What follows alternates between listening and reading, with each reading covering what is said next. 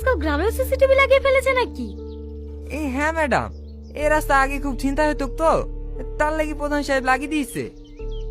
ওই পুরো পোর্টালের রাস্তাতে দুটো আছে। ও ঠিকই আছে, সাধারণ মানুষও নির্ভয়ে যাতায়াত করতে পারবে।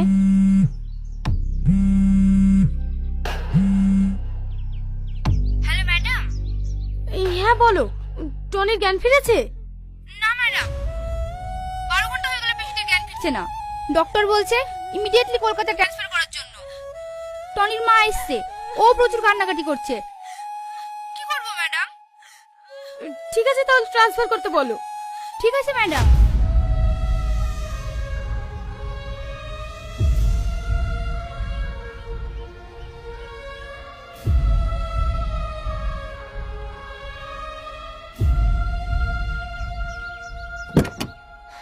হ্যাঁ চলেন ম্যাডাম, এবার একটু শান্তি পেলাম।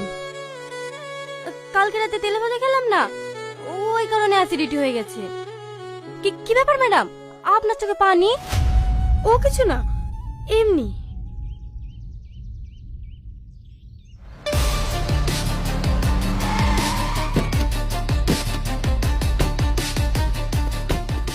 মতিন, মতিন। কি হলো ভাই? কি ব্যাপার? পুলিশ? কিছু হয়েছে নাকি?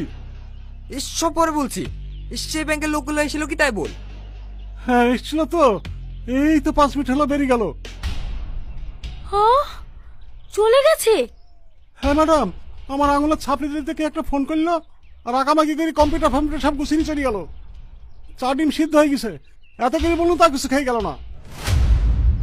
কিছু বুঝতে পারছেন ম্যাডাম? আমরা যেখানে আসছি ওরা আগে থেকেই খবর পেয়ে গেছে।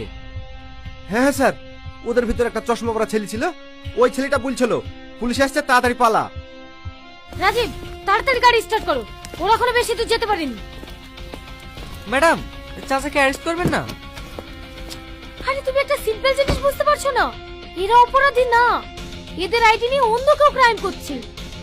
আর শুধু আমাদের ডিপার্টমেন্ট না, ব্যাংক থেকে শুরু করে যত সরকারি দপ্তর আছে সবাই এর সঙ্গে জড়িত।